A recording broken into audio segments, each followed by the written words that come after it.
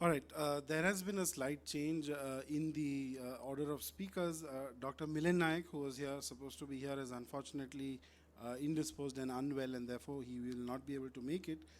But filling in his large shoes is the large-footed Dr. Savri Desai. She is a consultant in oculoplastics and oncology at Hinduja Hospital, Mumbai. My co-instructor is Dr. Sweetie Tiple, who is with Shroff Eye Hospital in Delhi, and I am Dr. Akshay Nair. I am an oculoplastic specialist in Mumbai. We will be going through the basics of botulinum toxin, of what it is, and what the molecule does, and the indications. We'll have a couple of case presentations of how the condition typically looks like. We'll be reconstituting the botulinum toxin, showing you how techniques of reconstitution are. And finally, we do have 3 patients whom we will be injecting for the audience to get an idea of how to go about incorporating botulinum toxin in your practice. With a rough show of hands, how often do we do in the clinic, do you encounter functional indications for Botox like hemifacial spasms or blepharospasms? So, and are you all injecting, how many of you all are currently injecting these patients with Botox, or you all are referring them to specialists? Okay. So y'all are currently also injecting, but some of them are referring out. Okay. So the aim, this course is what we would call a beginner course, or aimed at introducing the skill set of diagnosis, identification, and treatment of two common disorders, primarily benign essential blepharospasm and hemifacial spasm in terms of the functional indications. But in cosmetic indications, we'll also be showing how we can go beyond these two functional indications and have a little bit of aesthetic indications in our clinic as well.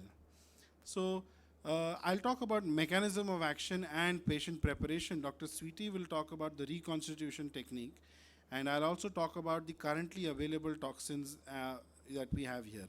So a written informed consent is very important. AAO.org, the American Academy of Ophthalmology, has a very good consent that is available on their website. It is freely downloadable, and it includes all the potential side effects that patients must be aware of before undergoing.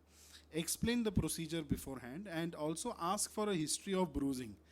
Patients sometimes, especially in fairer skinned patients that we have here in North India compared to southern and western India, tend to bruise easily.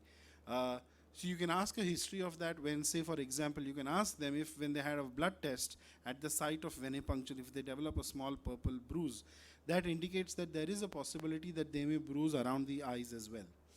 Any drugs that they are currently taking, like aspirin, warfarin, low molecular weight heparin, for any cardiovascular indication, should also be made a note of.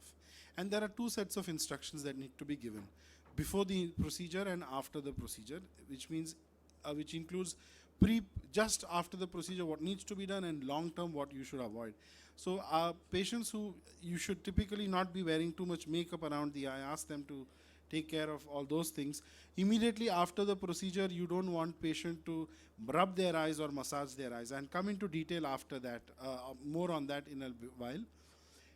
In terms of the science of the molecule, the neurotoxin molecule, the botulinum toxin molecule, acts on the motor neurons to reduce the muscle activity. There is something called as a SNAP25 protein, which the toxin molecule cleaves or separates at the motor neuron end plate. This cleavage inhibits the acetylcholine release at the motor end plate, which means that the effect of this botulinum toxin is transient, and by the nerve rootlets sprouting out new ends over the next 3 to 4 months, this process is reversible.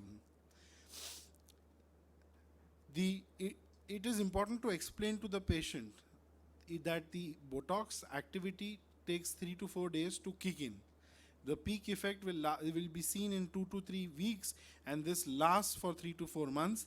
Typically in By the end of the third month, the patients will see a reduction in the effectiveness of Botox, of the botulinum toxin, and by the end of the fourth month, the effect has usually worn out.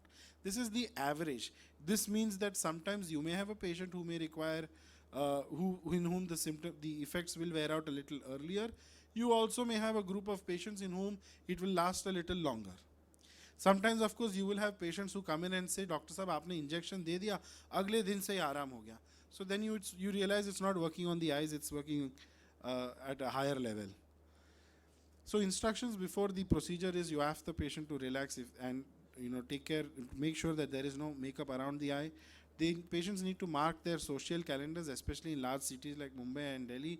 If they bruise, then you don't want them. If they are going to have a say a wedding or a family function where they want to look, the wish is the reason for them to get this procedure done for cosmetic indications, but the wedding is tomorrow or day after, then you would rather advise them that don't get it done because you won't have the effect. Also, if you bruise, then it's going to be a problem. Alcohol intake before and just after the botulinum toxin, heavy intake should also be restricted. No face massage or facial treatments or skin lasers immediately after the injections have been done.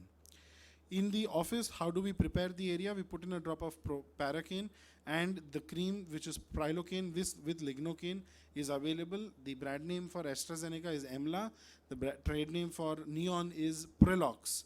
The Neon Pharma company manufactured it as Prelox. They need to be applied for a minimum of 20 minutes over the area that you need to inject. After the procedure, after 20 minutes or half an hour of waiting, take an alcohol swipe and clean. But before cleaning, make sure you again put in a drop of Paracaine, because the cleaning with alcohol can burn the eye. So you'd rather anesthetize it before and then inject, then clean it later. A lot of patients also seem to use arnica cream on their face, which tends to have a numbing effect. This is different from the homeopathic arnica, which you should not be prescribing because it has some anticoagulant property. Patients in whom you have to be careful is known myasthenics, patients with Lambert-Eaton syndrome or any other syndrome which has muscle weakness, patients who are going to undergo systemic surgery soon, or patients who have recently had facial surgery or ptosis surgery, or who are going to undergo ptosis surgery. Known allergy to any other botulinum toxin brand, or have an active skin infection around the area. These are all contraindications for injection. Like I mentioned earlier, muscle relaxants, anticoagulants, aspirin, painkillers are typically indicate that you should. They are not absolute contraindications, but you should know that in these patients they may bruise more.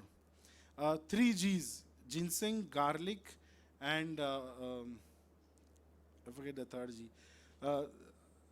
Green tea, ginseng, garlic, and green tea. Those who have a lot of these also tend to bruise easily. So reconstitution I'll skip through because Dr. Sweetie is going to talk about this in detail. In terms of the molecule itself, there are 2 main molecules used: onabotulinum toxin and abobotulinum toxin. There are 3 other molecules also that have FDA approval: incobotulinum toxin and a new molecule which has not yet been marketed, and rimobotulinum toxin. But you should note that if you see at the bottom, most of these do not have cosmetic FDA approval for cosmetic indications. For cosmetic indications, abobotulinum toxin and onabotulinum toxin, which means Botox, Dysport, Azalure, are the only ones that have FDA approval for cosmetic indications. This is just to show that different companies have different brands. What we will be using today's demonstration is Xeomin. I think we'll finish the reconstitution and then come to indications and beyond that. So Dr. Sweetie will now talk about the indications, the reconstitution of Botox, and we'll proceed with that. Yeah, while she's setting up, do you all have any questions that we can answer? Sure, sir.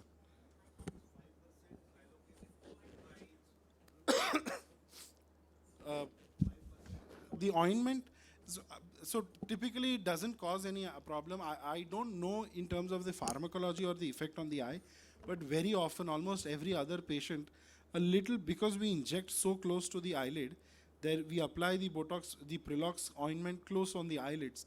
Some amount of it goes in. It is an irritant, but with Paracaine and keeping the eyes closed and with a little blinking, we haven't seen any long-term effects. Dr. Savri, any? No, I also, we follow the similar things, but maybe put a drop of refresh after that or any tear lubricant. So just it washes out and give them a cooling effect. Any other questions just for the drug? So in case anybody wants to know, we can just take them through the rough cost of the vials while she's setting up. Yeah, so the brands, most common two brands used in India are Botox, manufactured by Allergan, and Xeomin, manufactured by Merz. Typically, to the specialist, the costing of both is the same, which is roughly around 10,000 rupees for a vial of 50 units, and about 12,500 to 14,000 for a vial of 100 units. Those are ballpark figures, depending on the amount in terms of volume. You do get your own. There is one available for 3,500 also. That is Botogenie. Yes. That's not good. I have never used it, but I have seen patients who've had recent injections with Botogenie. The effect doesn't seem to last as long as That's very cost effective. that may be cost effective, but I don't have Doctor. Yeah, that's an Indian company which has reconstituted, which also makes Botox available.